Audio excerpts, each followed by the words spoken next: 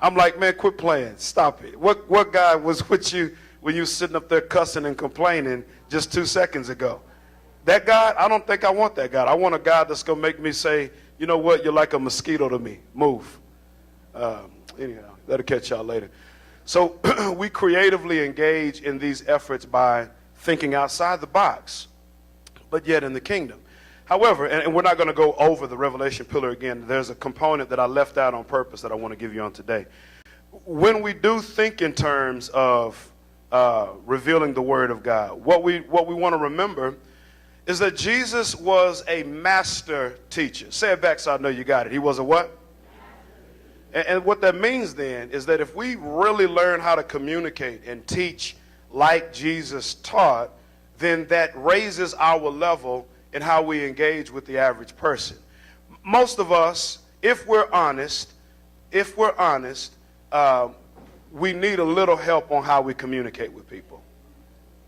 Especially for those of us that have, you know, a little bit of hot blood, I call it. You know, like I've got some good friends of mine, and we always joke and say we got a little bit of Italian in us. You know, we got a little Sicilian, so we get a little fired up, and we start talking to each other. What are you going to do over here, you know, and all that kind of stuff. And basically what that means is we can be hotheads. And those of you, if any of you sisters are still practicing the air grab, I'm talking to you. If you roll the neck, if y'all get all that. Brothers, if you still standing up, bucking in the air and all, I'm talking to you. So all of us could use a little bit of communication enhancement. And what we learn about Jesus, and when we think in terms of how we reveal the will of God, it is primarily the informing of God's work. But it's also that point in which I impart or I give to you what the will of God is. And when I look at Jesus, when I look at the life of Christ as he's teaching people, he does some things that are remarkable. I'm going to put this up here so you can write it down. I don't think this is in your notes. It may be, though. But he allows the flow of the relationship to point to God. It's basic communication. He doesn't, going back to just kind of rehearsing, he doesn't meet someone brand new for the very first time and then try to become some super religious dude that's just going to blow your mind. You remember we talked about that's just weird. That's fanatical. If you meet someone, you're engaging with them, you allow the natural, normal part of the relationship to open the door. I gave you the illustration about the guy at the laundromat, right? I mean, dude cuss like, you know what I'm saying? Like, I was like, wow, I didn't know people cuss like that, but, because I know cussers. Okay, let me leave you out. It's too early. Anyway, so he was a whole nother level cusser. And I just allowed the flow of the conversation to open up to where I could talk about the things of God. And Jesus does the same thing. You don't have to be a fanatic. You don't have to be weird. If you are at Alondra Hot Wings watching the game, ain't nobody gonna say nothing, huh? Y'all know y'all like them hot wings. If you had Alondra Hot Wings and you didn't order the lime buffalo extra crispy, make sure y'all leave them in there long because I want them crisp. And you at the flat screen and the game is on and your team is playing against the other team and somebody all up on you on the counter and you having wings and you enjoying yourself and they bump into you and say, man, you see, ain't this a good game? You don't have to become all weird and fanatical and you know it's just like when Jesus took the ball down the celestial court and he did a reverse dunk in the air. You don't have to do all that. You could just enjoy the game. Because what you've learned is that now you've got a point to connect with the person you're with. You with me? And so you just allow those things. Allow it to happen. He capitalizes on where people are. And then he taught them by using what's around him. Now Jesus is the master of taking something metaphorically or in ancient terms it's called a parable. He would take something that's common and understood. That's what the term parable means, to cast alongside. And he would use a common thought, cast it alongside, and then make a spiritual connection. Much like how the softer side of how parents, when they're giving whoopings, would tell you, don't you ever do that. Y'all remember that, right? So that's Jesus uses the soft side of that, amen. But he still gets the point across. And then, of course, he illustrated. We've got to learn how to maximize the concept of illustrations. Now, let's come over here to Luke chapter 18. And I want to give you a different principle now to add to this. And we're still discussing the revelation pillar, but we're focusing primarily on the importance of good communication. And in addition to the agenda, the goal of revelation, which is what we've listed here, you want to also remember the importance of good communication. Okay? In Luke 18, come down to verse 35. And maybe I can get someone, if you would, to volunteer to read verses 35 through 43. 35 through 43. Anybody? A volunteer.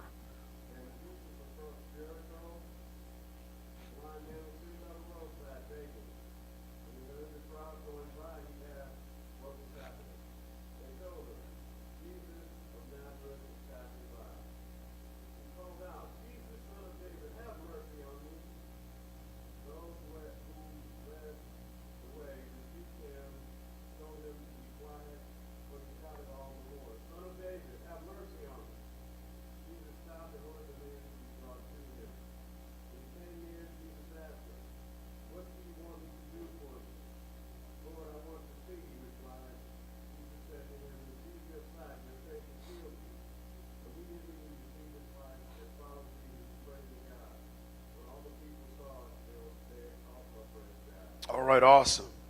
Now notice what you have in the text. Y'all dive in with me. Dive in, go back to the first century.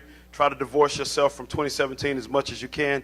But you're in this context where there is a man who customarily, according to that culture, according to that time, has been put in a position to be a beggar. In fact, he's not just a beggar, but he's a what kind of beggar? Blind beggar, which then says, how did he get to that corner? Well, he got to that corner through the course of having either learned the route from a little bitty, being trained to go that way, or through desperation, he has feeled his way and learned that route. But it is now a part of, he's not healthy, he can't contribute to the well-being of the home any other kind of way. So the only thing he can do, the only resort he has, is to become a beggar. And you, in addition to that, remember the blind people in that time were considered cursed, either through their parents or through the happenstance of something that they did wrong. So he's cursed, he's a blind man, he's a beggar, he's a stench in the nostrils of the community. Are y'all tracking with me on this? And yet he's by this wayside begging. And as he's there by this wayside begging, he's learned how to be there. He's in the throes of all the stuff that's going on around him. He listens, he calls out for help, he's doing all of that, and he's paying attention by the only organ that does work, his ears and his feelings, with what's taking place around him, right? Now, in the same manner, you've got the blind man by the wayside, you've got Jesus. And Jesus is just going through his regular flow of ministry, his regular flow of life. By the way, that's the point I want to drop back on you, that's the nature of how evangelism works when it's spiritual, not when you're forcing it. Did y'all catch that? When it's spiritual and you are literally being led and moved and following the nudge of God, the Spirit, then as you move, what God will do is preemptively have an opportunity for you to be a good steward of who you are up the road waiting on you. And most of the time we miss stewardship opportunities because we're being nudged by our spirit instead of God's spirit. That's why your spirit can pass somebody by. God the Spirit cannot. And so this is going on, and while all this is going on, you've got this mass of people that are all around, and the entourage that's with Jesus passes him by. Now watch, the blind man begins to do something, right? What does he do in the text? What's the first thing that he does? Now why would he ask what the world is going on? The sound, the flow. What is the sound that he's hearing? A crowd of people, a mass of people. Wait, now y'all got to go into the text. Become the blind man with me. Why would that sound blow your mind? It was loud. It was a lot of people. But what are you? Blind and a beggar. So the only thing you can do is what? Don't act like y'all ain't ever hustled before. Come on in here with me. right? All he do is hustle. So you sitting there and you listening and you know the regular flow of traffic. You know when you got your 2 or 3. Hey, Miss Lady, Miss Lady, Miss Lady, Miss Lady. Oh, you trying to act like you don't hear me. You hear me. Miss Lady. Oh, okay, all right. Hey, my man. Oh, okay, all right. Word.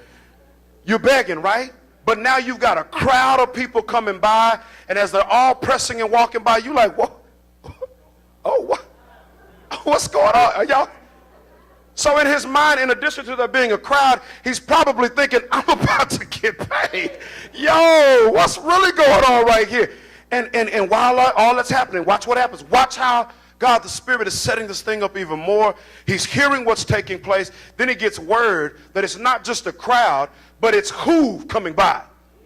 Jesus of Nazareth passes by. I love how when people are looking for God, God will allow the people that are looking for God to find people that are looking for people that are looking for God.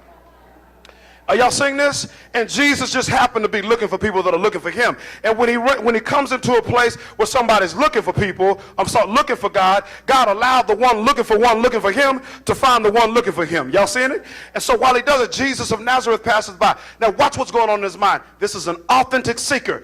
In his mind, we're led into this a little bit later, but in his mind, immediately, it wasn't about currency. Right? It's about having real satisfaction to his issues take place. So he hears what's going on, and it wasn't just about being paid at that point, because can you imagine all of the rhetoric that he's ever heard about Jesus floods his mind. Wait a minute, water walking Jesus is passing by? What, are you kidding me? The one who's causing the palsy to be made well is passing by. Dude that's raising up the dead, he's turning water into Cabernet Sauvignon is passing by. That Jesus is and so he starts lifting up his voice. Son of David, have mercy on me. By the way, be careful that you're not in the crowd as the person that will push a seeker away. Because you remember that there was a they that went before him, and they told him, be quiet, hold your peace. Everybody that's with Jesus ain't following him. You know that. And so be the kind of individual that will respond like Jesus. Now watch what he does. Jesus gives us, and I'm trying to hurry up and get here. Y'all got to forgive me. Sometimes the text gets good to me. He brings us in on the excellence of what communication is. Stay in the mind picture. Crowds all around. Blind man crying out, Son of David, have mercy on me. Jesus in his entourage. His big burly Debo-like bouncers going ahead of him. His other more regal individuals walking aside him. And they're walking through. And there's going to be communication that takes place. What makes communication well? Well, before we get there, this is Bible class. Talk back to me. What is communication? We use the term all the time, and we even sometimes get it. I don't think we're really communicating. I don't think that we are communicating effectively. Well, what does it mean, though? Yes, ma'am. Okay. Conversate and understand what's conversated. All right?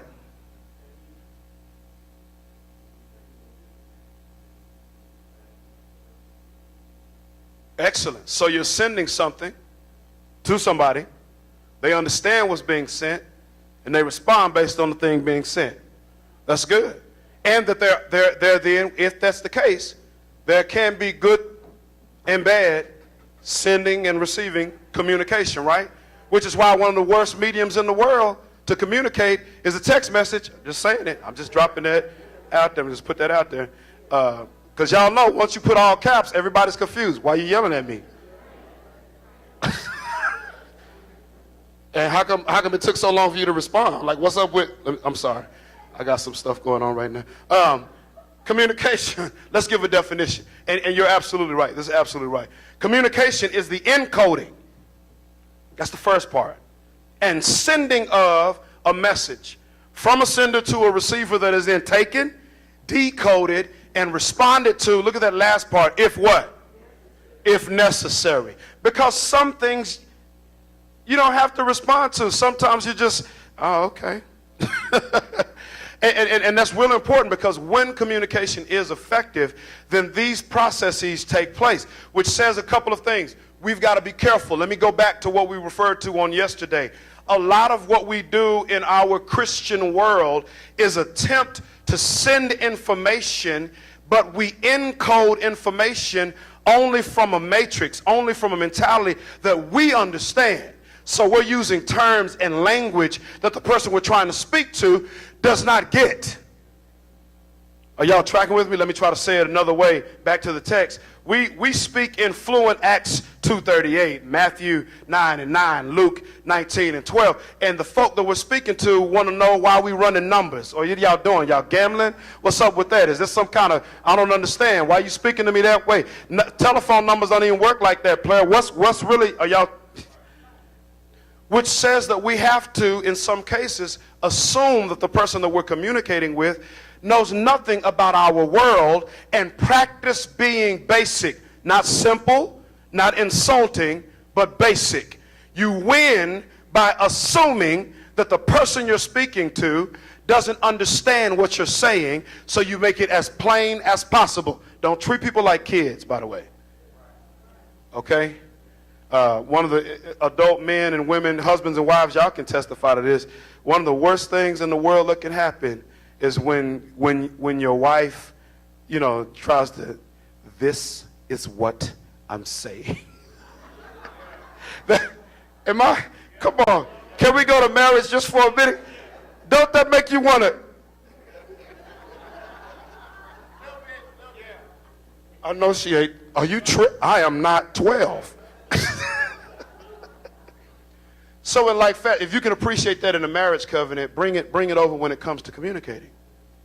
You want to make sure that you have respect for where the person is while you are encoding, sending, and making sure that it's there. But then there's something else that's involved in this, the actual sending process.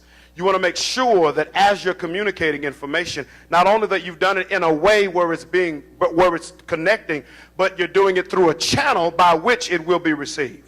Let me go a little bit further here. There are some things that are necessary with regard to being a good communicator, and we're going to talk about these real quickly. It's some things necessary on the side of the two parties, being a good listener, and then we'll talk about some barriers of communication, and then we'll bring it to a close. What do you mean by being a good listener? One of the number one things, if I'm going to be sharing the gospel of Christ with you, if I'm going to be involved in the ongoing dialogue, perhaps I have to remove some debris of bad thinking, apologetics, before I share the good news about Jesus Christ. I've got to become a good listener. And truth be told, when you listen, you not only listen with your ears, you have to also listen with your eyes and your heart, by the way. It involves all organs. I say to some folk that sometimes you have to listen in a way where you hear what they are attempting to say, if they could say what they said in the best way possible. Did y'all hear that? Now, don't that grace a whole lot of folk? Because if they sound like they got stank in the tone, yeah. I'm sorry. Because I may not have communicated well. If it sounds like you have an attitude in your tone, then I need to learn how to hear you as if you said it in the best way possible. I can't stand you. I don't like it when you do these things. That's what you meant to say. Let me go on. But that means then we got to be good listeners. Well, what do you mean by good listeners? There are at least 3 types of listeners. And all this information, you can find it in any good communication resources. But you have marginal listening, number one. Marginal listening is really not listening. It's listening that's not necessarily tied to the conversation or the setting itself. Marginal listening is the did I leave that pot roast on while I'm sitting in church kind of listening. Or the listening that says, you know what, I'm here, but I'm not really here. Marginal listening takes place, especially with some of our young adults who have the amazing ability to look you right in your face and be somewhere else at the exact same time. That's marginal. Matter of fact, some of y'all have probably mastered that art as well, where we're just right there. Are you hearing me? Uh-huh. but they're really planning 3 or 4 different things. And when they get real good at it, they're like texting because they memorize where the keyboard is without looking. Y'all ain't hearing me. But that's marginal listening. And marginal listening takes place all the time. And we've got to be careful, because the way you bring about, the way you make sure, if you know that marginal listening may be taking place, what are some of the ways that you ensure that you're not drifting while we're talking? Repetition, affirmation. Yeah, ask the question. Ask the question. Then, if you need to, do you mind just? I want to make sure you understand what I'm saying. Could you tell me what you think I said? Get people to repeat it. That's one of the ways you connect in on marginal listening. But then you also have evaluative listening. And evaluative listening, you got to be careful. This is the predominant manner of listening, according to the studies, that men utilize, because it's debative listening. Matter of fact, in churches, let me tell you what you can tell this listener, because this is that guy or that sister that always has to try to find some off-the-wall comment to contest what you said. Well, when you said it sounded like you said this, but I think you might have been. No, what I said is what I said, and that's what I meant to say. But that's the now. Evaluative listening also works like this. When husbands and wives dialogue, I got to go back because this is a great illustration.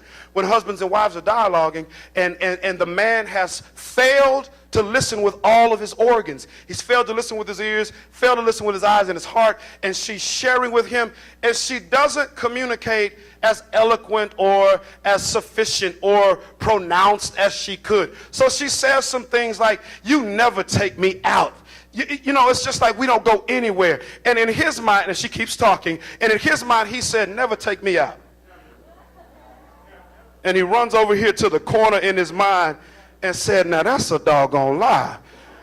Because last month on Tuesday, we went to Sizzler's, and then the week after that, we went to Burger King, and then I think I took her to the movies." Hold on, bringing it out of his mind. "Yep, we went to the movies. Never take you out. And then so the moment she's still talking, by the way, sharing her heart, you've totally disconnected to make your dissertation and your argument, and like a double dutch game, waiting for her to pause. Now, when you say never,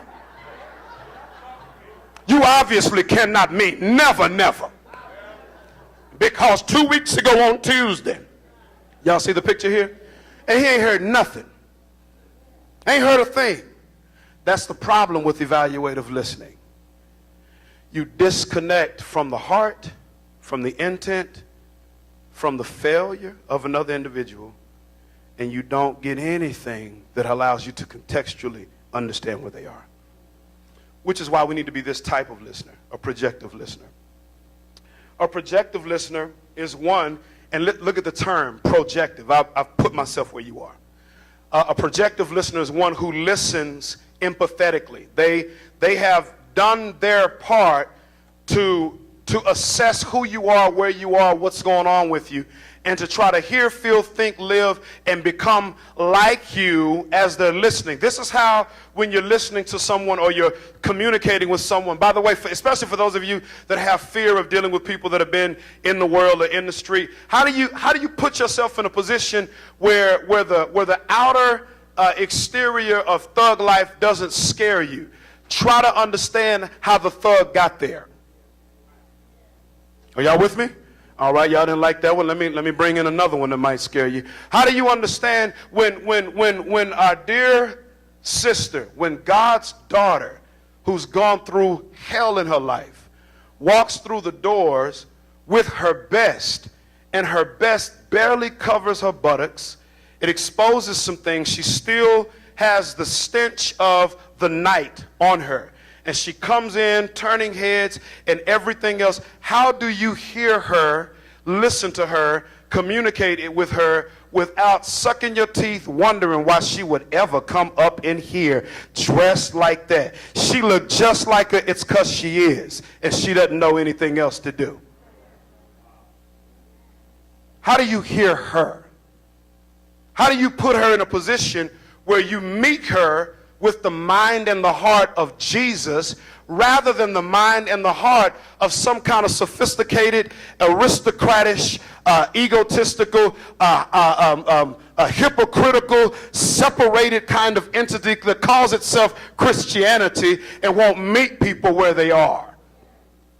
I mean, after all, you were like that close from being where she is. Y'all tracking with me? So we've got to learn how to practice that projective listening. I cannot hear you judgmentally until I understand where you are. And my only judgment then at that point is how to love you. Did y'all hear what I just said? I can't hear you judgmentally without knowing who you are. And then once I hear you, my only judgment is how to love you. Not whether or not I should, how do I love you? And you remember, love is doing the best thing for the object of your love, regardless of their response. So that's the first part of listening, communication. We got to be good listeners. But then you also have to pay attention to, let me make sure and give you this, the barriers of communication.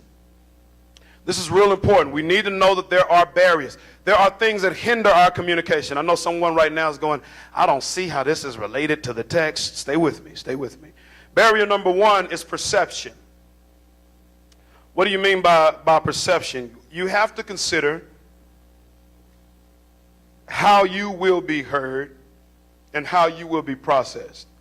I was saying yesterday, kind of in joking, but also kind of serious, that I personally have to work on my perception. And I had to work on my perception because God made me with a warrior type build and countenance.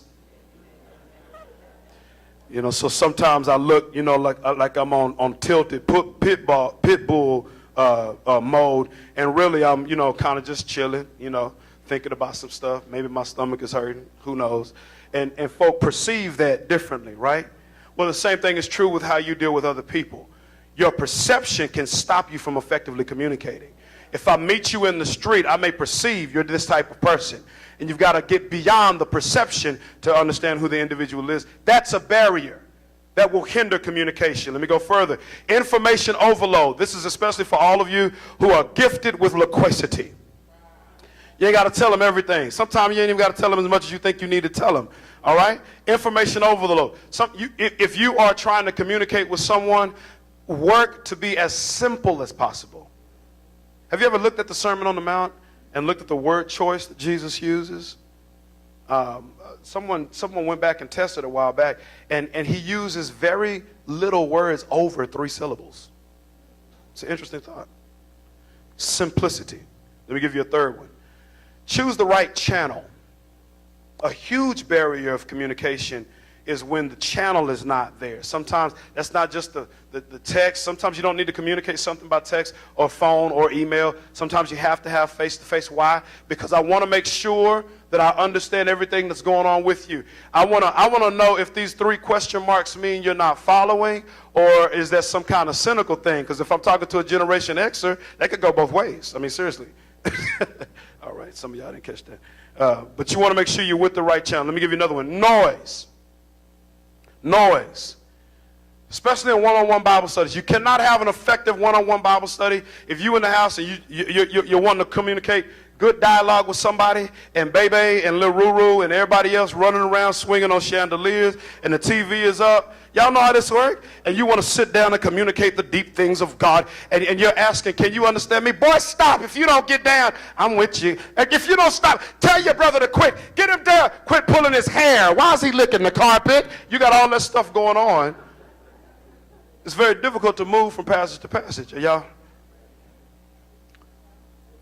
Trust, yeah.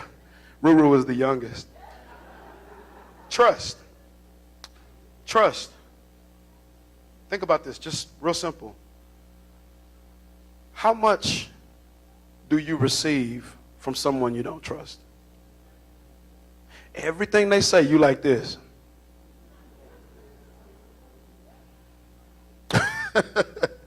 You got to foster trust.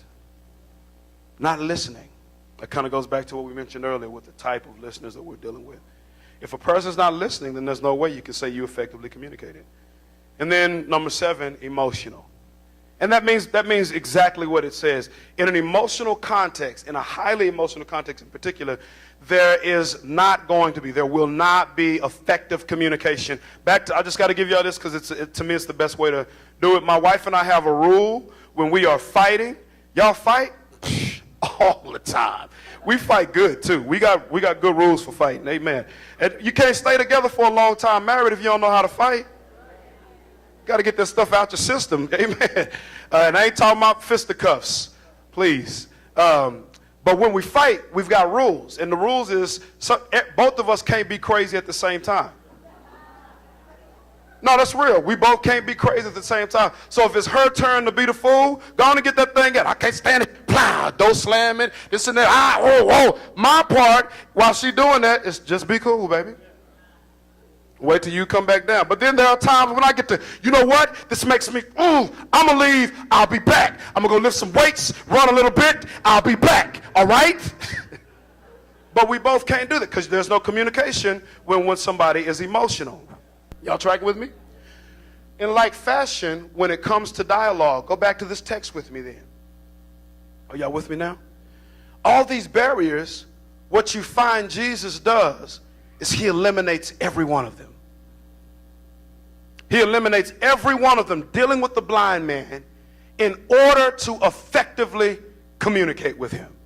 Look at each one. As he overcomes the barriers, I'm going to put them all up here so you can see the overcoming part, but let's just walk through it. How does he overcome perception? He didn't have to do a lot of work with overcoming perception because his perception, and that also grabs trust, were already built in there. They heard, in contrast though, the blind man hears Jesus of Nazareth passes by. His rep had already preceded him. That's a beautiful thought, by the way. But here the contrast, while he's there, this group of entourage that's around Jesus is pushing him away. Jesus' perception is gained even more because he goes to the man as opposed to running away from him. Look at the second barrier, information overload. What I love about the Lord is that he did not, in either setting, he did not try to go off the top and do something crazy with the guy. Look at this. Come to Luke 18 with me real quick. He calls out, he hears the crowd, verse number 37, verse number 38. He called out, Jesus, Son of David, have mercy on me. Those who led the way were stern, telling him to be quiet, but he kept crying all the more, Son of David, have mercy on him. Look at verse number 40. Jesus stopped and commanded that he be brought where? To him. And when he came near, watch this, he questioned him, saying what? Come on, y'all, verse 41. What did he say? What do you want me to do? The dialogue is kept simple. He didn't get into some kind of dissertation on why he was blind or what he could have been doing. He just simply got right to the point. What do you want me to do? There's going to be no miscommunication on where you are and what you expect of me. What do you want me to do? Then look at the next part. How did he eliminate noise? I forgot to give you this one. How did he eliminate noise? Come on, y'all, dig in the text. How did he eliminate noise? Was there noise? How do you know it was noise? Because it was a crowd of folk. And what else is going on with the blind man? What is he doing? He's begging. How was he begging? He's crying out, right? Why is he crying out? So that he can be what? Because there's a lot of what? A lot of noise. So he's crying out so he can be heard. How did Jesus eliminate the noise to communicate effectively? Brought him close. Bring him where? Near. I want him near. Near enough for the noise to not be a problem. Y'all tracking with me on this? Then he communicates to him. What's the point? You've got to make sure you do it. And that also grabs your channel. The channel. The channel wasn't, he didn't send Debo, go over there and tell the blind man I said. Right? He didn't send somebody else. Bring him near. What's the channel? One-on-one. Where's the noise? It's eliminated. Where's the trust? I'm right here with you. He may have even been touching the man. I don't know. How do you know that he was listening? Well, he's asking questions. What do you want me to do? I want to see. And he heals him. Are y'all with me on this? What's the point? Effective communication removes all these. Look at the other side here. Consider who you are in the perception. Information overload.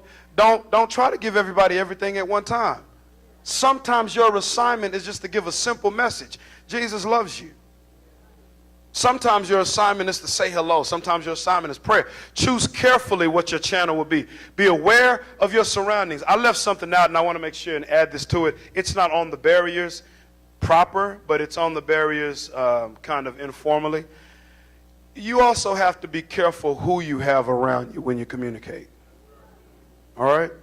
Let me say it this way. And we're not talking about that this time, but we will in the future. When you do effective one-on-one studies, you want to always kind of have an apprenticeship type relationship as you go. So as a disciple, you may be discipling someone to communicate the Word of God to another.